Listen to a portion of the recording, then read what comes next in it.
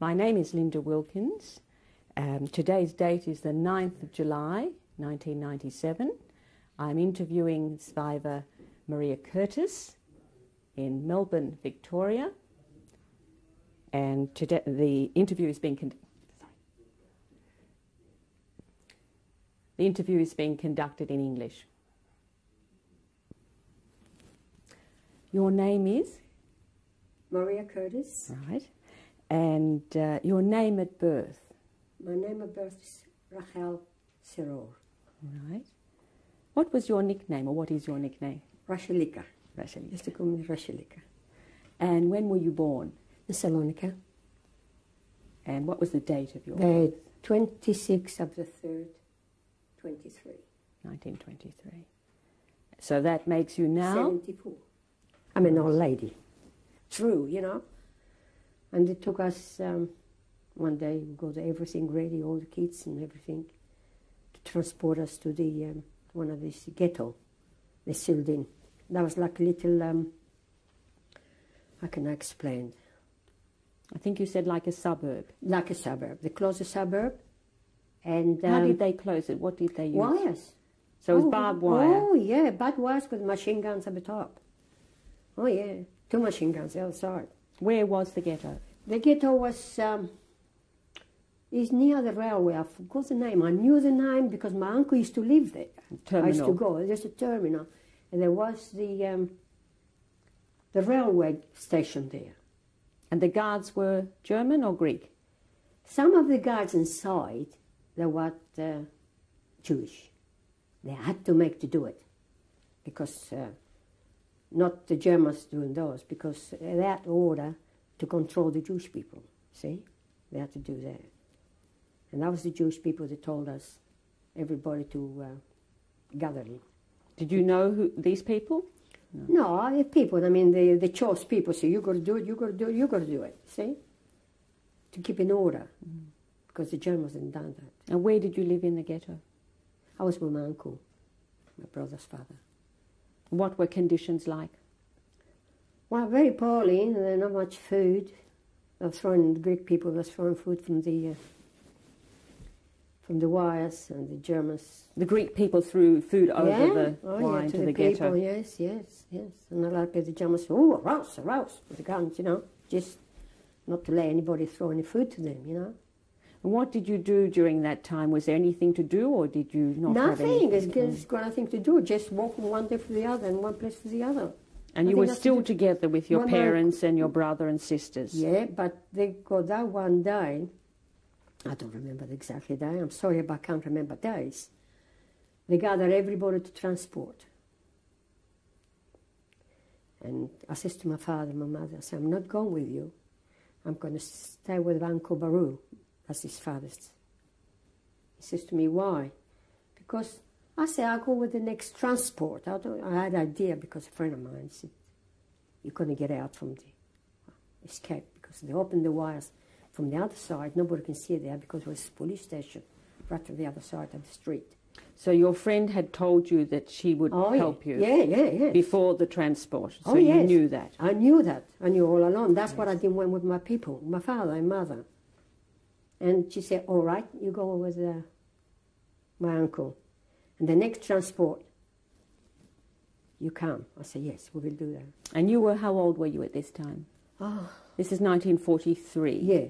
So that you would have been about 19. 19, yes. Quite 19, something like that, you know. And I had I was strong enough to do it, you know.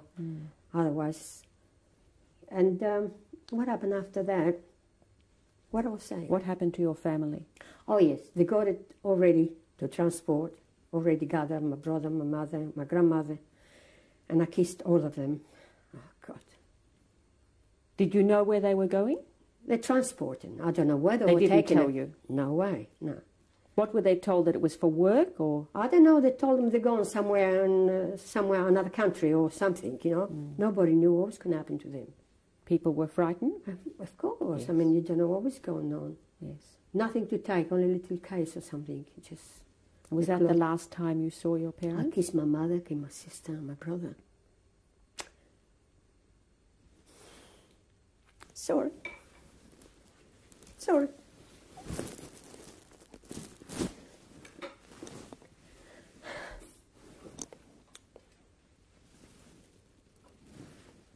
And after that,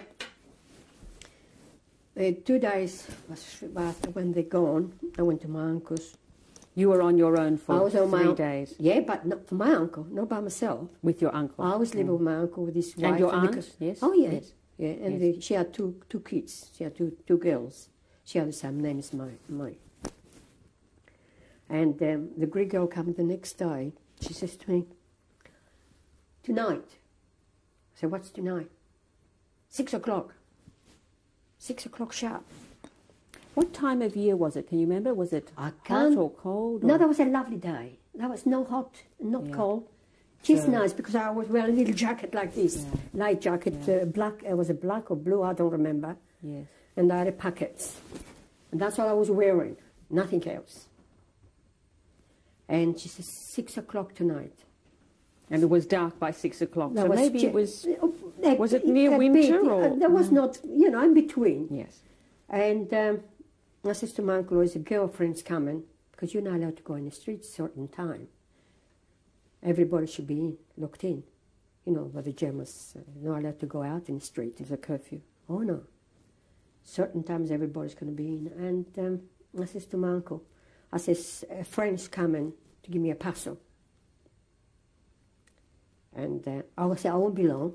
So you didn't tell your uncle? No, I wouldn't dare to say that to anyone. That would stop me. Mm. And I went to that house, to that lady. See, that was the house. That was my worst days of my life. I went through there, and I ran quick because the lights was policemen, Searchlights. the terms. And I ran quick, and the friend was the other side. She lifted the wires up. And I went through. So you had to go through open area, very dangerous. Yes, very dangerous. Yes. And I went through, and at the same time, she got a jacket. Excuse me. They were good people. The good jacket, she covered with the star. And she was the other sister this side, and the other sister the other side. She ran the streets. It was quite a while. And she took him to the home. It was 2-story flats. I forgot to tell you, his father was a priest. He was a priest, the father of the girlfriend of mine. Mm-hmm. He was a priest. They were so fantastic people. They took me upstairs. They cut my stuff, and I had something in my pocket. I kept it because it was my father's, the thalers. Did you manage to bring that? I was in my pocket. It was silk. Yes. And you also kept some photos, didn't you? In my pocket. I always used to love photos. I took my pocket. And she took that off, and the thalers says, I've got to burn it. I have to, because that's a Jewish thalers. You don't see anything anywhere, those things. Broke my heart, but I had to do it. And they did it, and I was there nearly over a year, upstairs. You know what it is? I couldn't look for the window. I was looking for the curtains. You see the Jewish people marching from the top of the street, and you break your heart to see them, all people. This was in the ghetto that you could see, or? No. When they took me Yes. and the home, and their own home, after when I escaped from the ghetto, Yes. they took me to their own home. There was two houses. So when you saw the Jews, they were being sent Not away? then, or? not then. Yes. But when they took me to their own home, I was there for a few days, and I can see that was the main street, and the house was at the top. I can see from the window. So you could see the Jews being taken away? Yes, transporting. And I was crying my eyes out. Children's, old people, all marching with cases. And I was heartbreaking, Yes.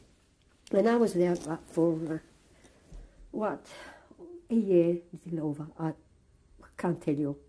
I was terrified day after day. So how did you live your day each day during that time? Can you remember what you did? Yes. I was doing tapestry. I was sewing to keep my mind going, because otherwise I would go nuts. I'll show you the tapestry I was making. And they got me as something to do, as a big capital stellium I was making. And after that, She was good. The mother, she was an old lady. She was very good. How did you get your meals? How did they? The Greek people, they are very polite. They are very good. They don't care about food. They try to help you, to try to do things. So they would bring food up to your room? No, we all in one room. We live. You all live together? Because no people live up top there, only us. There was a story above the house. So you were the only people in that house? All there. And sometimes friends used to come to see it. Used to say it's a cousin, like she stay for a while. But somebody's got suspicious or something, So you lived as part of the family? Yes. Until? Over a year. So this was 1944? Something like that, yeah. Yes. So at this time you had been in the house for about 1 year? Yeah, nearly a little over the year, something like that, a year or whatever, I don't remember. But from there, something was dangerous. I don't know what happened. They wouldn't tell me. They took me away. Right. And so you were sharing everything with this family? Oh, yes. In just one room? And one room. But you shared the meals and everything together? Everything. Right. Everything. Okay. So they were fantastic people. I mean, honestly, if I can see them now, I'll treasure them. I don't know what happened after the war. They went away or something happened to them. I really, if they can see or know about him, I will treasure him, you know what I mean? Yes. I don't know what happened to them. Yes. To me, they were God sent. And were you the only one hidden, or were other people Well, hidden? I can be honest with you, I think I was maybe the only one I escaped from the ghetto there. And nobody had a chance. You didn't hear of anyone else? And I didn't turn my face. Excuse me. I never even turned my face to look. Yes. I was just gone for my life. Yes. I forgot to tell you something. My sister told me... Can I talk? I think perhaps we'll finish and start again with your story on the next tape. No, because of my... Yes. So now you're really telling us about what you found out about your family at the end of the war, but can I take you back to where you were in hiding? Yes. Now, for 1 year, about 1 year, in 1943, 1944, you were in hiding with the family of this priest. Yes, yes. And your friend, the daughter, had taken you out of the ghetto. Took me out, and in night times they took me out of the ghetto with his sister. We walked for quite a while.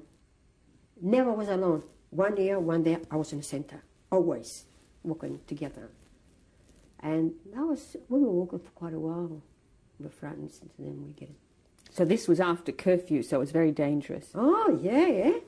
Very dangerous. Shot you. Yes. And they took me to a little village. Oh, now, this is after the first year. They had to take you away because it got too dangerous. You're telling us. That's right. That's the time. I was there for a year, right? Yes, yes. And then from there, they got frightened. Something would have happened. Something, if somebody said something.